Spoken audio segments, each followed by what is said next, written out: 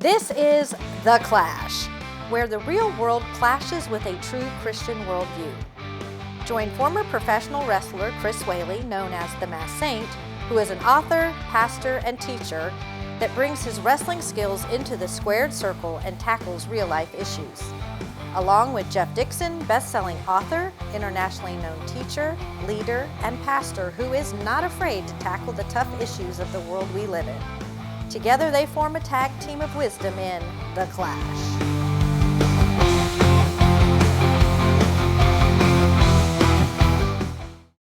Hi, welcome to The Clash, where we take a Christian worldview and allow it to clash into the culture around us. My name is Jeff Dixon. I am one of the hosts, but the real star of this enterprise is sitting next to me. He is the saint, the one, the only, and undefeated. Is that fair? No. Okay. Chris Whaley, who is going to introduce us to our guest today. And Chris, I'm excited because, again, we get to meet so many amazing folks and introduce folks to our audience. And so today is no exception. Right. So tell everybody who we're talking to. Well, I'm so excited. I've been trying to get this precious person on with us for some time. And I'm so glad that it's finally happened, because this is an interview with our first female professional wrestler. Folks, today we have with us Deb Malenko. And I tell you, I'm excited to have her. And Deb, why don't you tell us, where'd you grow up? How did you get into professional wrestling? So I grew up in Florida, Land O'Lakes. It's north of Tampa. And, you know, growing up, I was always a tomboy. I was into sports and playing with my dog, climbing trees, just doing all the fun stuff. And, I played football with the guys at the youth league. And then when I got into high school, I was actually on the wrestling team because the guys I played football with said, hey, join the team. So I'm like, oh, okay, why not? But then after high school, there's not much to do for a young adult. So I was working at a local boat shop there, and a friend of mine that owns the local hardware store knew Hulk Hogan and Brutus the Barber Beefcake. And he goes, well, why don't you get into wrestling like they do? And I'm like, I don't even know how to go about that. And he goes, well, next Saturday, I'll take you up to the school. So he drove me up to the Malenko School of Wrestling. And that's how I got introduced to everybody, the great Malenko, his sons, and just got my foot in the door, just training for fun. Oh, wow. Now, what year was this? I graduated in 89. Mm-hmm. So 89, 90, I started training. And then eventually, just was in the right place at the right time. There was a photographer out there taking pictures for a Japanese magazine, Bill Otten. And he got a picture of me with a lot of people that went to Japan. But one of them was Carl Gotch. Because I had the great pleasure of being trained by him, and the picture got sent to Japan, and the wrestling office, the All Japan Women's office, saw that picture. They got a hold of the individual at the magazine at the time, which was Fumi Saito, and they said, "Who is this?" And that's how I got connected with them. Wow. Well, the reason I got to tell you, I was trained by the great Malenko also. And that's why you're so good. There you go. and I got to work with Dean. I got to work with Joe. And of course, Joe was trained by Carl Gotch also. Exactly. And we've had Joe on our show too. And that's just so amazing. So you got to work in Japan? I did. I was over there a few years. Was that the first stop then? Was that the first place that you were actually, after training and kind of learning the ropes, so to speak, was that your first stop? Well, that was my first big major company. I did work with Suncoast Pro Wrestling in Florida. Uh-huh. So that was on the cable network there back when, WWE Mm-hmm. was, Mhm. still WWF. So, being a long time ago, you had the local cable networks where you could put different shows on and they would air locally. And, I worked with Henry Raines there. He was running that company. And that was kind of my first start with shows with the larger crowd. But the first big company was straight to Japan. Wow. Yeah. And I got to tell you, Jeff, uh, you go to Japan, that's like a home run, man. Because working in Japan, not everybody gets the opportunity to do that. I mean, only the best get to go to Japan, and it's also great financially too. I mean, they treat you pretty good over there in Japan, do they not? They do treat you pretty well. Yeah. And Yeah, being, yeah, at the time, being 18, 19 years old, saying, hey, go to another country. You don't speak the language. You don't know anybody over there, but here, go, go be adventurous. It was kind of a no-brainer. It yeah. seems silly because, you think of, okay, am I going to be safe over there? What if something happens? I don't know anybody. But, Hmm. being young and naive, it was, I'll regret if I don't go. So signed a Right. contract, take me over. Yeah. Well, I've worked with some Japanese wrestlers, and they're pretty tough. So did you work against Japanese female wrestlers over there? Oh yeah, the whole company was mostly Japanese women. Yeah. There were at the time two Mexican sisters that were there. When my plane landed, they were landing at the same time. So Rossi Ogawa, he was at the airport with what I didn't know at the time would be my tag team partner, Saki Hasagawa. Oh, And wow. then, they, introduced themselves. I got off the plane and we had to wait a little bit. And then Esther and Cynthia Moreno were the other two that Wow. we were picking up. That was the Mexican girls that were wrestling. Yeah, it was amazing at the time when you first meet people. You don't know their history, their story, their legacy, but as you Hmm. get to know them and then you get to know all about them later in life, you're like, wow, I was Hmm. in the right place at the right time to meet these just wonderful people. Wow. And, it makes you look back and go, I was just blessed for being there at the time I was. Yeah. Yeah. Well, what did that look like? Okay, so you fly in, you don't know anybody, you're meeting these folks real time. I mean, so they whisk you off to this place where you're going to start living and start wrestling. How long before you were in the ring there in your first match? I mean, and how did you kind of transition into that? So it was a good, I'd say maybe 3-4 weeks before I actually wrestled in the match.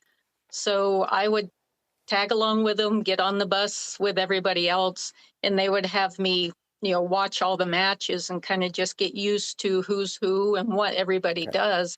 And they would call me up into the ring and introduce me to the crowd as, hey, a newcomer, an American, and I'd take my bows and get out, and then the show would go on. So they were kind of introducing me to their normal groups, their normal crowds that came to watch the shows. But it gave me a chance to kind of get the lay of the land, so to speak, and get to Hmm. learn how everybody works and what moves they do.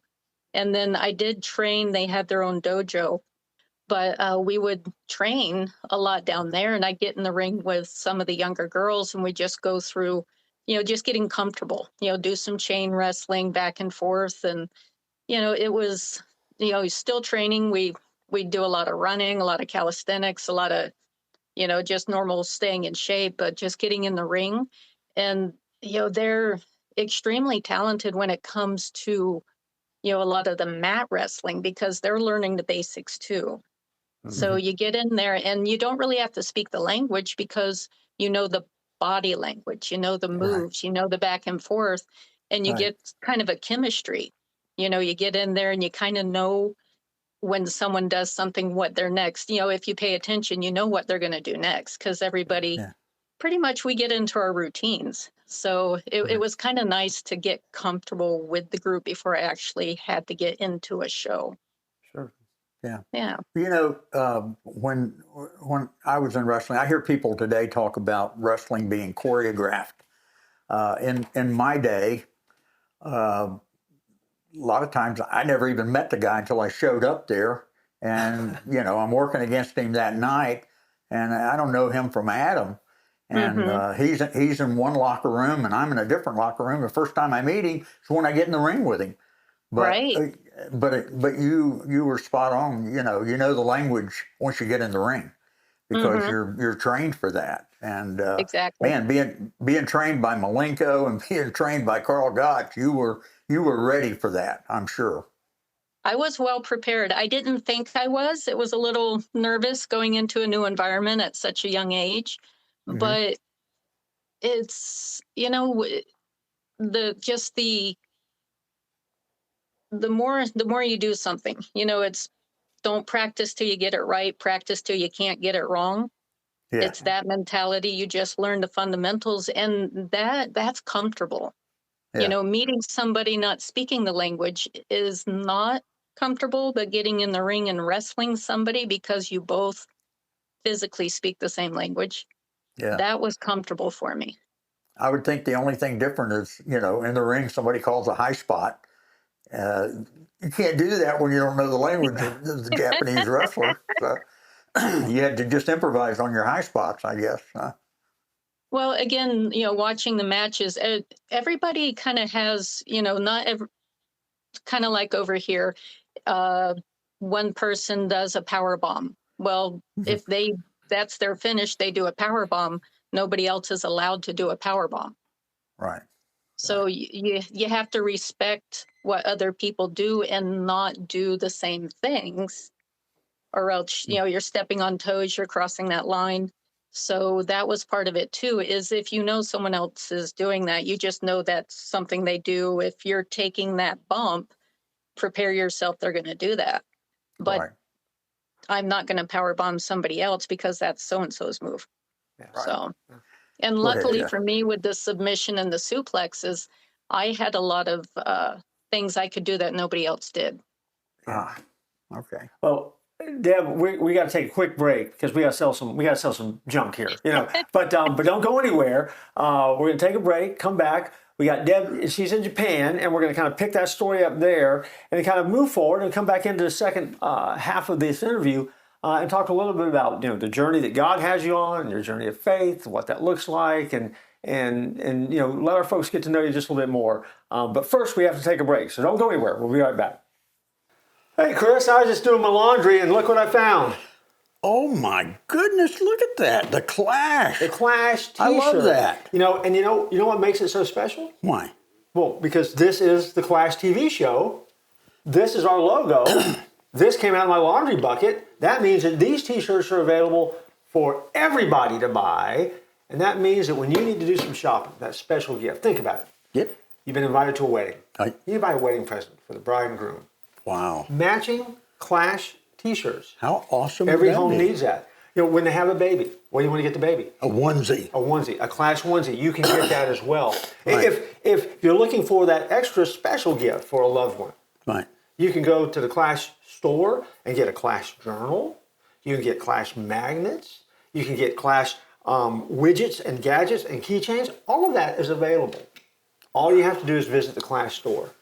We live in a great day, Jeff. We do. And perhaps the greatest store out there is the Clash store. So follow the QR code at the bottom of the screen. You can go to the Clash store and get stuff your very own. It'll make us happy. It'll make the show even better. And you can put on your Clash gear while you watch every single episode of the Clash. Absolutely. Hi, welcome back. We are talking with Deb Malenko here. And right now, we left her story. She's in Japan. Deb, as you think back on the time you were in Japan, is there a memory, a match, something that happened there in the ring that really does stand out as you think back over the time you spent there? There were a few matches that were just, the chemistry between myself and Bull Nakano. I had a singles match with her. This was kind of off the cuff, but I get back to Japan because every 3 months or so you have to come home, renew your visa, and you can go back over. So the plane lands, and the people picking me up weren't the usual people. So it was, one of the ring announcers and one of the referees, and they're like, "Debbie, we go now." And I'm like, "Okay." So we get in the van, and the show had started. Like they book my ticket because over here, it's a day behind Japan. So when the flight got booked to get me back, there was kind of a mix up on what day I would land. I was supposed to land the day before, but when they booked the ticket, I landed in Japan the day of the show. So Wow. I'm changing in the van on the way to the arena. I've got a singles match with Bull Nakano, of all people. So I get to the arena, and I have enough time to tie up my boots, and they're like, "Okay, go." I'm like, "Oh my goodness." So I get out there, and I'm exhausted. And pretty much the whole match is her just laying waste to me. I had a few good comebacks, but I didn't have it in me. So I did my best. I didn't win, but of all people to beat you in the ring, she I'm okay with her beating me. Let's put it that way. It wasn't my best performance, but I gave it my all with all I had. Yeah. So it's That's always awesome. an adventure. Yeah. Well, Deb, tell us about your journey of faith. From a young age, I grew up with a single mom, an older sister who was about 6 years older than me. So we didn't see eye to eye. She was in a different age group, different friends. So, um, I never felt alone though, being that I was kind of, did a lot of stuff on my own, just me and my dog, fishing, running, playing, whatever. Back in those days too, you remember the term called latchkey kid? You come home from school, you lock the door, you latch the lock. Right. We didn't have much for babysitters or whatever, but you had to be responsible at a young age to take care of yourself. I always felt that I was okay. I had that feeling.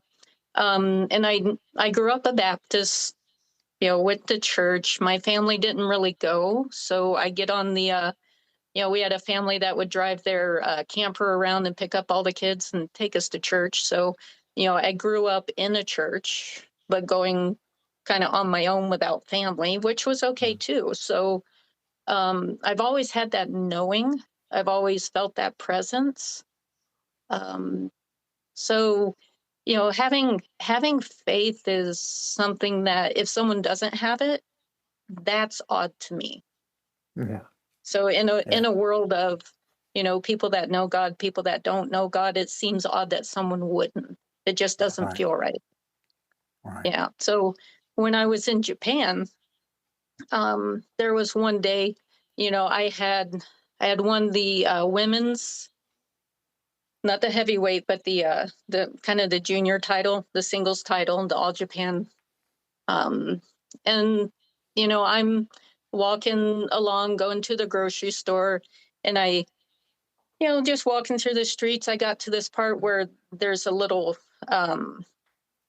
bridge kind of over a river, just a walking bridge. And I get there, and I'm just looking around, and I'm like, you know, the only thing that could be better. I have everything. I have a good career. I'm making decent money. I've got a title. I'm getting my push. Life is grand. But I was just missing someone to share it with.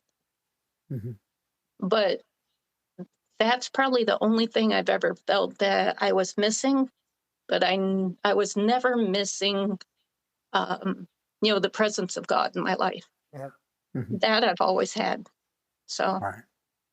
yeah, Yeah. Thank you for sharing that. Well, now you're married, right? I am. Yeah. Yeah. How many kids? How long you been married? How many kids? So I got married in 2000. to make the math easy, right? So I always know my anniversary. Um, and I've got 3 kids, 2 boys and a girl. They're all adults now. Um, Wow. yeah. And Montana, where I live, is a great place to raise kids. There's Yeah. always stuff to do, hunting, fishing. It's just a good environment. And my oldest son, he's a hunting, fishing guide. Oh, wow. So, when he's not working doing that, he's either out hunting or fishing because that's what he loves to do. Of course. Oh, wow. Right. Yeah. My middle child, my other boy, he's in the police academy, and he's Oh, wow. actually getting married in August, Oh, which is wow. exciting. Congratulations. Yeah. Yeah. And he's the one, God love him, if a Sunday comes around and I'm like, oh, I don't feel like going, he's like, Mom, let's go. We're going to church. He's just my go-getter, right? Yeah. So, Yeah. and then my daughter's 19. She graduated high school last year. She's going to the community college, and the Lord's given her a voice. She's a Oh, music wow. major. Yeah, Okay. I just love to hear her sing. She's just wonderful. So, Oh, wow. That's yeah, great. so life is good. I mean, Yeah. we're all healthy. We're all, just doing good things. I feel very blessed. Yeah. So, Very good. yeah. It sounds like God has blessed you a lot, and so that's Oh, cool. so That's very much. exciting. Yeah. Well, People ask tell me, it. how are you? And I'm like, better than I deserve, right? Sure. Yeah. Tell me if you wouldn't mind, and share with our audience. You come from this background where you've been trained in wrestling. You've been in the ring. You're a follower of Jesus. How did the lessons you learned and kind of fleshed out in wrestling, how they've applied to your life, your Christian life, if you will? How do those lessons kind of translate into who you are today? What does that look like? Well, if you think about it, in wrestling, yeah, you're out there to win. You're out there to do good, but you're also protecting the person that you're in the ring with. Mhm. And just like in life, even day-to-day things, when I wake up in the morning, it's one of those things I tell myself, it's not all about me. Yeah. My walk with Jesus, it's when you're having a bad day, and somebody else is having a bad day, do you just wallow in the fact that, yeah, well, me too? Or do you give them a smile? Do you say, I'm right there with you? It's all in how you approach life. So, Mhm.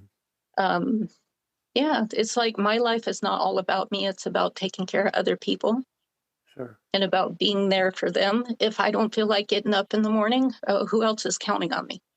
Mhm. So I got to get up, I got to go. And it makes life better for me too, because I have that accountability. I have that purpose. Yeah. Yeah. And, a lot of times I think if people are having a rough time, if they have nothing to do, they get led astray, it's because they don't have a purpose. They're not All right. searching for that. Right. Well, what do your kids think about the fact that their mom was a professional wrestler? What do your kids think about that? I And think your husband. anybody's. Well, my husband thinks it's great. He's a power lifter, occupational therapist by trade, uh, Okay. power lifter, and a coach as well.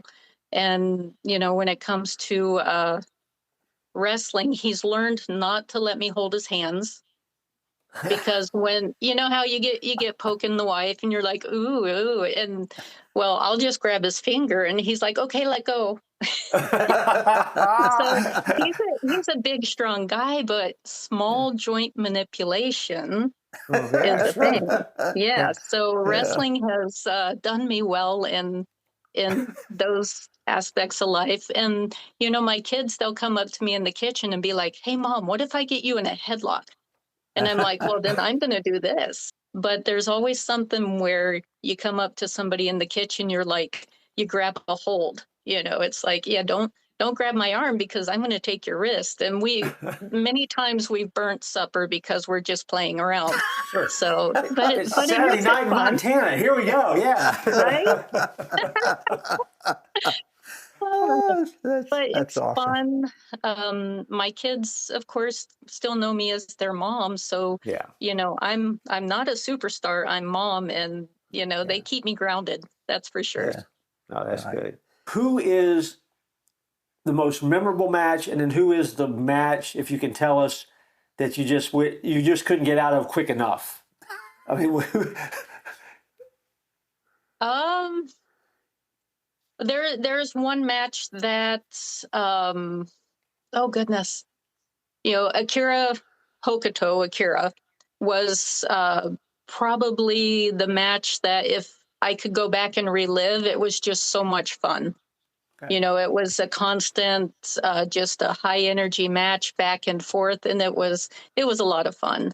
As far as matches that I couldn't get out of quick enough, I couldn't tell you, Okay. honestly. I can't think of any really bad ones. I'm not trying to get you to throw anybody under the bus. Sometimes I'm amazed when we ask that question, what we hear. Yeah. It's kind of like, Right, always digging for dirt, huh? Yeah. yeah. I really haven't watched a lot of wrestling since I got out of it. Hmm. But this year I actually watched WrestleMania. And I got to tell you, I think the best match of WrestleMania was the women's championship match. I mean, They it was phenomenal. they've gotten. I can't say they've gotten better, but they're letting them actually wrestle now. Yes. Because Yes. there was a long time where I did not watch wrestling. I stayed away from it because it was all bikinis, not wrestling at all. Yeah. And that really turned me off to where I didn't want to watch it. I didn't want my kids to watch it, Sure. Right, right. Well, right? I think for a while it seemed like the storylines that they were creating, everything seemed to be a gimmick, and it always Mhm. had a lot of innuendo to it, and it Yeah, wasn't really about a good wrestling storyline, the good, the evil, and they just right. weren't letting the women do that. Mm. But I mean, they're Hmm. such great athletes now. I mean, I agree. I mean, the WrestleMania was the best matches were the ladies' matches, which is fantastic, Yeah. exciting And stuff. Yeah. it's wonderful to see that they're letting the women actually get out there and wrestle because they're very capable. And Oh, Yes. they're, yeah. in a lot of ways, they can do things differently than the men Hmm. because, with women, we can be a bit more flexible. And, there's just things that, back in the day, they didn't let women do. They just wanted them Yeah. there because, it looked good. Yeah. And there wasn't a lot of wrestling actually. It was more just like you said, the innuendos, the storylines, I Yeah. hate to say it, sex sells. Oh, Back in the sure. day, that's Sure. how Yeah. they Oh, yeah. promoted everything. Yeah. And Hmm. now where it's more athletic, and they're letting this would be a great time to be in It would be. Yeah. American women's Right. wrestling because they have the stage, they have the platform, and they're Hmm. promoting it, and it's wonderful. It's great to Yeah. see. Yeah. I hate to see this end, but yeah, I think we got to put an ending to it, don't we? Well, if not, they're going to kick us off the air. So, Deb, I mean, thank you for spending some time with us. Um, how can our audience get a hold of you or connect with you? Well, I do have Instagram, and it's pretty simple. Just Debbie Malenko, and I do Okay. have a Facebook page as well. Same Debbie Malenko. I keep it pretty Okay. simple, not too Yeah. hard to find. All Yeah, right. Hey, thank you so much. You've just been a real blessing to have you on, and I can't thank you enough for giving us the time out of your busy schedule to come on our show. And we just look forward to continued great things for Debbie Malenko. thank you for having me. This was wonderful. All And right. for those of you out there, you got something to say? No, I was just going to say, God bless you. Thank you. That's all. Yeah. Yeah. And for those out there, you've heard a lot of good stuff on this show. And I want you to remember that because you need to keep going and remember, don't tap out.